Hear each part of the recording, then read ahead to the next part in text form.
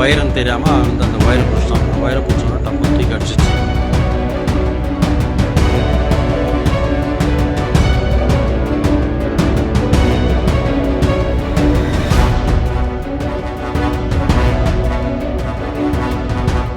என் பேர் ஜோசப் துரைராஜ். நான் ஒரு மாற்றுத்திறனாளி.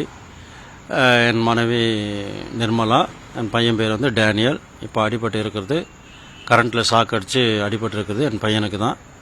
இங்கே எம்எம்டி ராணி நகர் ஸ்கூலில் தான், அந்த சர்ச்சில் தான் போயிட்டுருக்கோம். அதை சர்ச்சு முடிச்சுட்டு நாங்கள் வந்துட்டோம். இப்போ அவன் சண்டே கிளாஸ் முடிச்சுட்டு வரும்போது அவனுடைய செருப்பு எப்படியோ தவறி மேலே போய் விழுந்திருக்கு. யார் இது பண்ணாங்கன்னு தெரில. அதை எடுக்கிறதுக்காக மேலே பக்கத்து இது டிரான்ஸ்ஃபார்மர் பின்னாடி பக்கத்தில் அந்த மாவு கடை இருக்கிறதுனால அது சரி, அது பக்கத்தில் ஒரு பலகை இருக்குது, அது மேலே ஏறி எடுத்துடலாம் அப்படின்னு சொல்லி அது மேலே ஏறி இருக்கான்.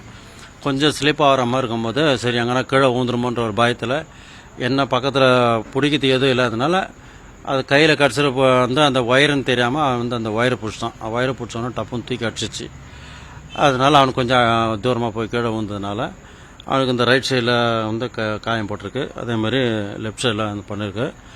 அது கொஞ்சம் ரத்தம்லாம் கட்டி இருக்கிறதுனால இப்போ அந்த பழைய ரத்தம்லாம் எடுத்துகிட்டு புது ரத்தம் ஊறினா தான் அது மறுபடியும் ட்ரீட்மெண்ட் இது பண்ணலாம்.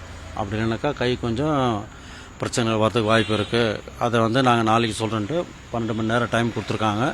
இப்போ தலையில் அவனுக்கு மொட்டை அடித்து உடம்பு முகத்திலலாம் கொஞ்சம் காயமாக இருக்குது. எப்படியும் குறைஞ்சபட்சம் ஒரு 4 மாதமாவது ஆகும் அவன் தேறி வர்றதுக்கு. அந்த அளவுக்கு தான் காயம் அடிபட்டிருக்குது. இப்போ தமிழ்நாடு அரசு கொஞ்சம் கவனம் வச்சு அந்த சர்ச்சுக்கு பக்கத்தில் இருக்கிற அந்த டிரான்ஸ்ஃபரை 3 பேஸ் உள்ளது, ரொம்ப ஹெவியானது. அது பக்கத்திலே வச்சுக்கிறாங்க. பக்கத்திலே குழா வேறு. திடீர்னு எதனா ஒரு ஒயர் லீக் ஆகி பக்கத்தில் தண்ணி இருந்தது, யாருன்னா தண்ணி அடிக்கிறப்போ டக்குன்னு அவங்களுக்கு எதனா ஒரு உயிர் சேதங்களோ இந்த மாதிரி எதனா ஒன்று ஆச்சுனாலும் கொஞ்சம் கஷ்டமாக இருக்கும். முடிஞ்ச வரைக்கும் சீக்கிரத்தில் அந்த டிரான்ஸ்ஃபரத்தை அங்கேருந்து எடுக்கிறதுக்கு எடுத்தால் நல்லாயிருக்கும். மீதி என் பையனுக்கு நடந்த மாதிரி வேறு யாருக்கும் நடக்காமல் இருக்கும்.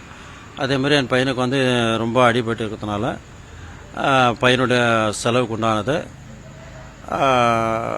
நிதி எதனா பார்த்து இது பண்ணாங்கன்னா நல்லமாக இருக்கும். ஏன்னா இப்போ நான் மாற்றுத்தினாலே இருக்கிறதுனால என்னால் ஓடி ஆடி செய்ய முடியாது. இப்போ நான் பழைய துணி வாங்கி தைக்கிறேன். இப்போ முன்ன மாதிரி வேலை இல்லை, எனக்கு பைல்ஸ் ஆப்ரேஷன் பண்ணதுனால. மிச்சப்படி வேறு எதுவும் சொல்கிறதுக்கு இல்லை. எங்கள் ஒய்ஃப் வீட்டு வேலை செய்கிறாங்க. அவங்க மாதத்துக்கு 2000 வரும். இப்போ அதை வச்சு இப்போ தமிழ்நாடு அரசு கொடுக்குற இந்த 2000 உதவித்தொகை வச்சும் நம்ம எதுவும் சமாளிக்க முடியாது இப்போ இருக்கிற விலைவாசிக்கு. அதனால் இதை கவனத்தில் கொள்ளுமாறு தமிழக அரசுக்கு கோரிக்கை வைக்கும்.